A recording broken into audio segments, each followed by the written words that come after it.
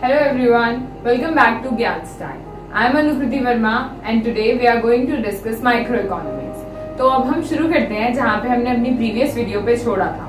तो हमारा जो नेक्स्ट टॉपिक है वो है अपॉर्चुनिटी कॉस्ट का क्या मतलब होता है। अपॉर्चुनिटी कॉस्ट की डेफिनेशन है the cost of next best alternative foregone. इसका क्या मतलब है?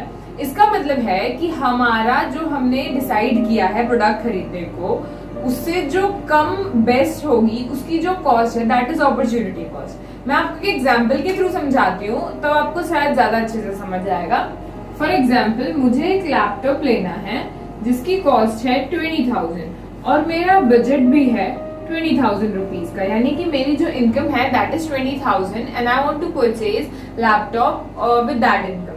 ठीक है, अब एक लैपटॉप ये है लैपटॉप 1, एक लैपटॉप 2 है जिसकी कॉस्ट है 18,000 और एक लैपटॉप 3 है जिसकी कॉस्ट है 25,000।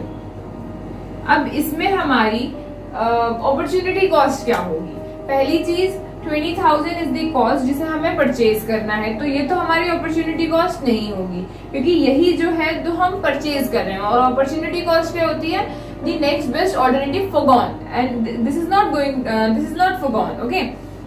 तो हमारी अपॉर्चुनिटी कॉस्ट हमारा आता है 2 होगी या 3 होगी, इन दोनों में से कोई एक अपॉर्चुनिटी कॉस्ट होगी। तो कौन सी होगी? तो मैंने जैसे आपको बताया था कि अपॉर्चुनिटी कॉस्ट वो होती है जो कम होती है, यानी कि हमारे बजट से जो कम होते हैं। तो हमारे बजट से कम कौन सी है? 18,000 या 25,000। तो ऑब्वियसली हमारे बजट से कम है 18,000। तो हमारी अपॉर्चुनिटी कॉस्ट कौन सी है?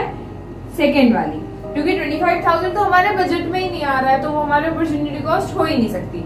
तो opportunity cost is this 18,000 which we are going to forgone. Okay, अब हमारा नेक्स्ट टॉपिक है production possibility frontier, that is P. So here is our next topic which is PPF. PPF की definition होती है a graphical representation of purchasing possibilities of two products with given technology and resources.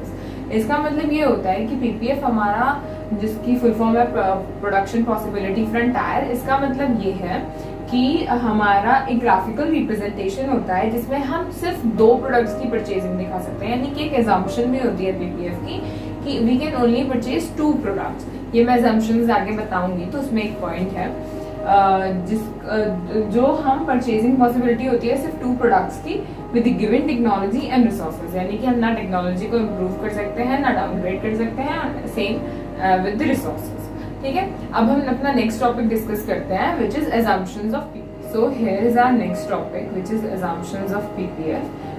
It has 4 assumptions which I am going to explain you now. The first one is only 2 goods can be produced. ये हमारी एक assumption होती है PPF की कि सिर्फ हम 2 goods produce कर सकते हैं। सेकेंड है resources are fully and efficiently used, यानी कि हमारे पास जितने भी resources हैं ये हम assume करके चलते हैं कि वो fully and efficiently use हो रहे हैं। ठीक है। थर्ड है level of technology is constant. इसका मतलब ये है कि जो टेक्नोलॉजी का लेवल है वो कांस्टेंट रहेगा, ना ही अपग्रेड होगी ना ही डाउनग्रेड होगी। ये हमारी थर्ड एजम्पशन है। और फोर्थ एजम्पशन है लिमिटेड रिसोर्सेज आर अवेलेबल, यानी कि फोर्थ एजम्पशन ये है हमारी कि जो हमारे पीपीएफ में जो जितने रिसोर्सेज हैं दोज आर लिमिटेड। ये हमारी एजम्पशन भी है और एक ही तरीके से सच भी है कि हमारे पास ज्यादा रिसोर्सेज नहीं है, जैसे कि मैंने आपको अपनी प्रीवियस वीडियो में बताया भी था। ठीक है, तो अब हम अपने नेक्स्ट टॉपिक की तरफ शिफ्ट करते हैं which is PPS and PPC, that is production possibility schedule and production possibility curve. पहले मैं एक स्केड्यूल बनाऊंगी, उसके थ्रू मैं आपको एक कर्व बनाना सिखाऊंगी विच इज कॉल्ड पीपीसी, जो कि आगे भी आपके बहुत काम आएगा। So let's begin with that. So अब हम सबसे पहले बात करते हैं पीपीएस की। इसमें हमारे पास 5 कैटेगरीज हैं, possibility, X product, Y product, MOC and MRT. ये क्या होते हैं? पॉसिबिलिटीज है, यानी हमारे पास कितनी पॉसिबिलिटीज बन रही हैं प्रोडक्ट्स को परचेज करने की। A B C D E F G हमारे पास 7 पॉसिबिलिटीज हैं। एक्स प्रोडक्ट का अगर हम 21 यूनिट लेते हैं 20, 18, 15, 11, 6, 0, वाई प्रोडक्ट की हमें उस हिसाब से इंक्रीज करनी पड़ेगी बिकॉज हम एक्स प्रोडक्ट की प्रोडक्शन डिक्रीज कर रहे हैं। मैं इसका रीजन समझाती हूँ अभी। एमओसी क्या होता है और एमआरटी क्या होता है? एमओसी का मतलब होता है कि units of a product sacrifice to gain an additional unit of another product. समझ में आया? जैसे कि अगर हम x की 21 यूनिट्स को परचेज करते हैं with the limited resources, because हमारे पास रिसोर्सेज ही नहीं है, तो हमें हमें ये करना ही करना होता है। पीपीसी का मतलब ही ये होता है कि हम एक प्रोडक्ट को परचेज करने के लिए हमें किसी दूसरे प्रोडक्ट को सैक्रिफाइस करना होता है। क्यों? क्योंकि हमारे पास इतने रिसोर्सेज ही नहीं है कि हम एक की प्रोडक्शन में लगाएं और सेम टू सेम हम दूसरे की प्रोडक्शन में भी लगा दें। अगर हमें ए प्रोडक्ट की प्रोडक्शन को इंक्रीज करना है तो हमें कहीं ना कहीं बी प्रोडक्ट की प्रोडक्शन को डिक्रीज करना पड़ेगा, बिकॉज हमारे पास इतने रिसोर्सेज ही नहीं है कि हम दोनों को इंक्रीज कर सकें। ठीक है, तो अब अगर जैसे मैं बात करूं कि अगर हमने एक्स प्रोडक्ट के प्रोडक्शन में हमने 21 यूनिट्स प्रोड्यूस करी तो हमें Y को 0 यूनिट्स प्रोड्यूस करनी पड़ेगी, बिकॉज हमारे पास इतने रिसोर्सेज ही अवेलेबल नहीं हैं। और अगर मैं बात करती हूँ कि अगर हम B पॉसिबिलिटी को देखें तो अगर हम X यूनिट्स की 20 यूनिट्स प्रोड्यूस करते हैं तो हमें Y प्रोडक्ट की 1 यूनिट मिलेगी। अगर हम C पॉसिबिलिटी देखें तो उसी तरह उसमें X प्रोडक्ट की अगर हम 18 यूनिट्स प्रोड्यूस करते हैं तो Y प्रोडक्ट की 2, D में 15, X की 3Y की, E में 11X की 4Y की, F में 6X की 5Y की और G में 0X की और 6Y की। यानी कि जब हमें अगर पूरी अपने रिसोर्सेज Y प्रोडक्ट पे लगाने हैं तो हमारे पास 6 यूनिट्स प्रोड्यूस होंगी और हमारे पास X की 0 यूनिट्स प्रोड्यूस होंगी। ठीक है, तो अब हम बात करते हैं एमओसी। मैंने बताया एमओसी क्या होता है कि एक कमोडिटी की कितनी यूनिट्स सैक्रिफाइस हो रही हैं in order to gain the units of another product. जैसे कि अगर हम इसमें देखें कि हमने एक्स प्रोडक्ट की ए पॉसिबिलिटी से बी पॉसिबिलिटी में जाएं तो हम ये देखेंगे कि एक्स प्रोडक्ट की 21 से 20 यानी कि एक यूनिट सैक्रिफाइस हो रही है to gain 1 unit of Y product. समझ में आई बात? तो हम यहाँ पे लिखेंगे 1, यहाँ लिखेंगे, यहाँ नहीं लिखेंगे बिकॉज इसके प्रीवियस में कुछ नहीं है, तो हम इससे किसको माइनस करेंगे। ठीक है, तो यहाँ पे आएगा डैश, B के सामने 1 आएगा because if we minus 21 minus 20 this is 1, 20 minus 18 this is 2, 18 minus 15 this is 3, 15 minus 11 4, 11 minus 6 5 and 6 minus 0 is 6। मेरी बात समझ में आई?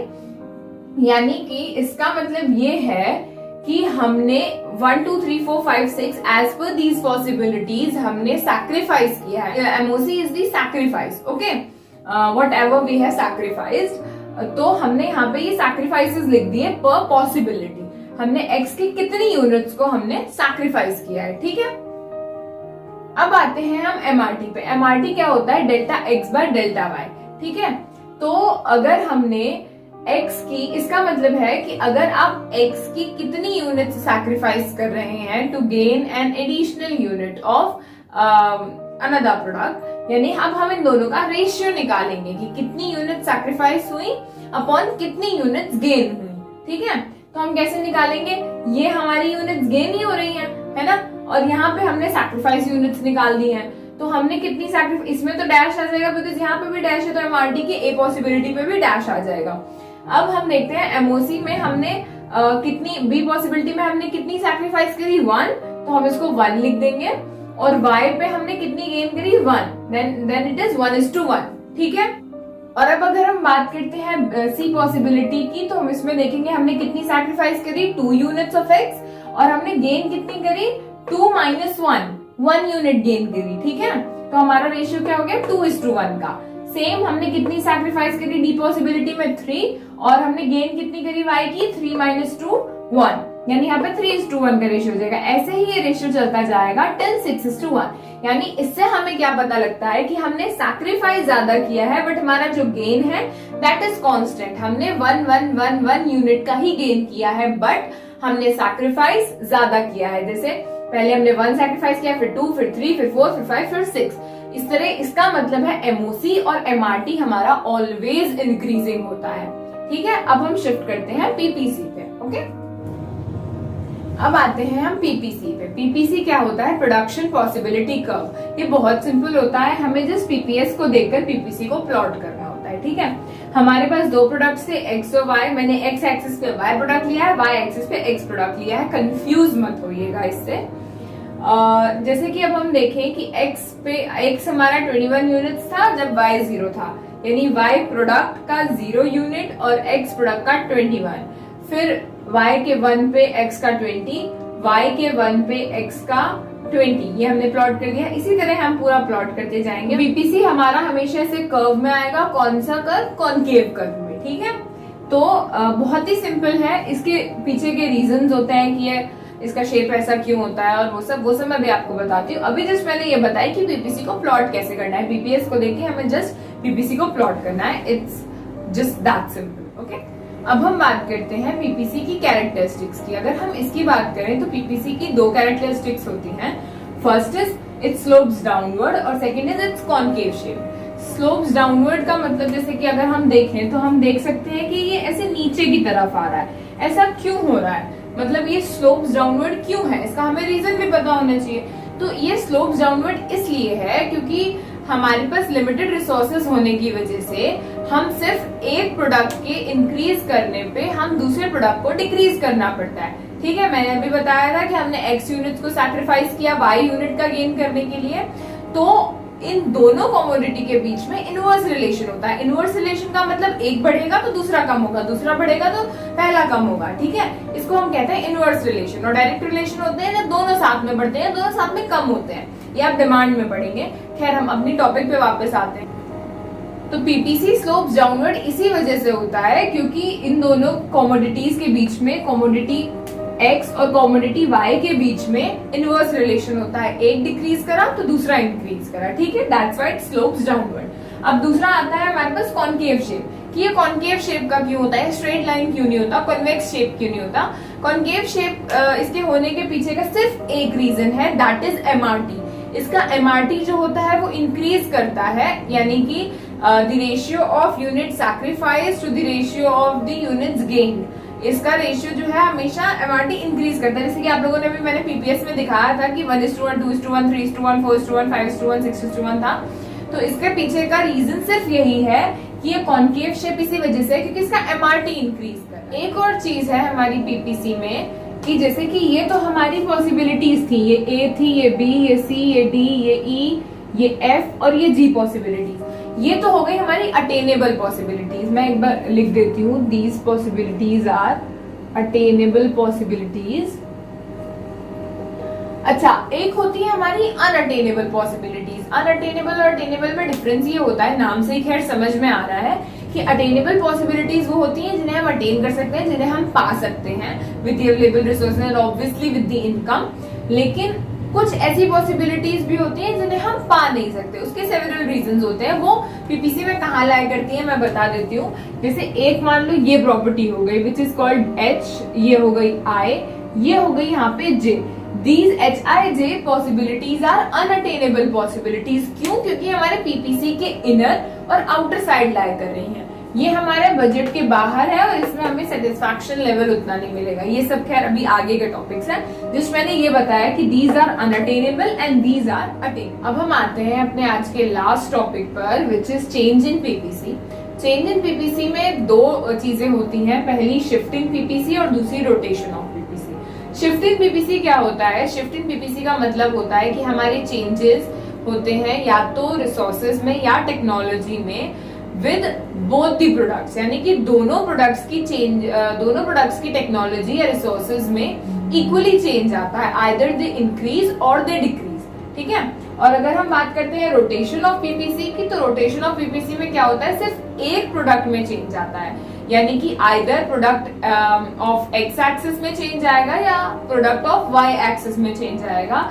दोनों में से किसी एक प्रोडक्ट के रिसोर्सेज या टेक्नोलॉजी इंक्रीज करेंगी या फिर डिक्रीज करेंगी, और जो दूसरा प्रोडक्ट होगा उसकी रिसोर्स और टेक्नोलॉजी हमेशा कांस्टेंट रहेंगी। ठीक है, अभी मैं इसको एक ग्राफ के थ्रू समझा देती हूँ, वो आपको ज्यादा अच्छे से समझ आ जाएगा। ठीक है, सो अब हम बात करते हैं शिफ्ट इन पीपीसी की। शिफ्ट इन पीपीसी में क्या होता है, दो चीजें होती है, राइटवर्ड शिफ्ट और लेफ्टवर्ड शिफ्ट। राइटवर्ड शिफ्ट हमारी तब होती है जब हमारे दोनों प्रोडक्ट्स, ध्यान रखिएगा, दोनों प्रोडक्ट्स, ए प्रोडक्ट बी प्रोडक्ट, इस एग्जांपल की वजह से देखें तो यानी कि एक्स एक्सिस के प्रोडक्ट प्लस वाई एक्सिस के प्रोडक्ट, दोनों के प्रोडक्ट्स में जब इक्वली या तो रिसोर्सेज में इंक्रीमेंट होगा या टेक्नोलॉजी अपग्रेड होगी, तो हमारा पीपीसी राइटवर्ड शिफ्ट करेगा। आप ऐसे देख सकते हैं, दिस इज शिफ्टिंग राइटवर्ड। ठीक है, अगर हम लेफ्टवर्ड शिफ्ट की बात करें तो हमारे दोनों products which is A product and B product of X axis and Y axis, दोनों में इक्वली या तो रिसोर्सेज डिक्रीज करेंगे या फिर टेक्नोलॉजी डिग्रेड करेगी, तब हमारा पीपीसी इस तरफ यानी लेफ्ट वर्ड्स शिफ्ट करता है। ठीक है, आपको शिफ्ट इन पीपीसी समझ आ गया। अब हम बात करते हैं रोटेशन ऑफ पीपीसी की। रोटेशन ऑफ पीपीसी में जैसे कि मैंने बताया किसी एक प्रोडक्ट के रिसोर्सेज या टेक्नोलॉजी में चेंजेस होते हैं, दूसरा प्रोडक्ट कांस्टेंट रहता है। तो इसमें भी दो चीजें होती है, एक एक्स एक्सिस पे और एक वाई एक्सिस पे। यानी कि जब एक्स एक्सिस का प्रोडक्ट, यानी कि इस एग्जांपल के हिसाब से देखें तो हमारा बी प्रोडक्ट में या तो चेंजेस होंगे तो ए प्रोडक्ट हमारा कांस्टेंट रहेगा, और जब ए प्रोडक्ट में चेंजेस होंगे तो बी प्रोडक्ट कांस्टेंट रहेगा। ठीक है, जैसे कि अगर हम बात करते हैं, अगर बी प्रोडक्ट की टेक्नोलॉजी, सिर्फ बी प्रोडक्ट की टेक्नोलॉजी अगर अपग्रेड होती है या फिर रिसोर्सेज में इंक्रीमेंट आता है तो ये राइटवर्ड शिफ्ट करेगा, और अगर बी प्रोडक्ट के रिसोर्सेज अगर डिक्रीज होते हैं या टेक्नोलॉजी डिग्रेड होती है तो ये लेफ्ट वर्ड शिफ्ट करेगा। ए प्रोडक्ट के टेक्नोलॉजी और रिसोर्सेज कांस्टेंट रहेंगे, इस वजह से ये सेम पॉइंट से स्टार्ट होंगे नए पीपीसी भी। ठीक है, अगर हम वाई एक्सिस की बात करें तो यहाँ पे चेंजेस आएंगे ए प्रोडक्ट में, और बी प्रोडक्ट के टेक्नोलॉजी और रिसोर्सेज कांस्टेंट रहेंगे। अगर ए प्रोडक्ट के टेक्नोलॉजी अगर अपग्रेड होती है या फिर रिसोर्सेज इंक्रीज होते हैं तो हमारा जो पीपीसी है वो राइटवर्ड रोटेट करेगा, शिफ्ट नहीं करेगा। और अगर ए प्रोडक्ट के टेक्नोलॉजी या तो डिग्रेड होती है या रिसोर्सेज डिक्रीज होते हैं तो हमारा ये लेफ्ट साइड रोटेट करेगा, शिफ्ट नहीं करेगा। बी प्रोडक्ट की टेक्नोलॉजी और रिसोर्सेज कांस्टेंट रहेंगे, इसी वजह से ये यहाँ से स्टार्ट हो रहा है फ्रॉम द सेम पॉइंट। ठीक है, तो this is it for today and for this chapter 2. So if you haven't subscribed our channel yet, please do it, and if you like the video, the concept, then please share it further and comment also. Thank you.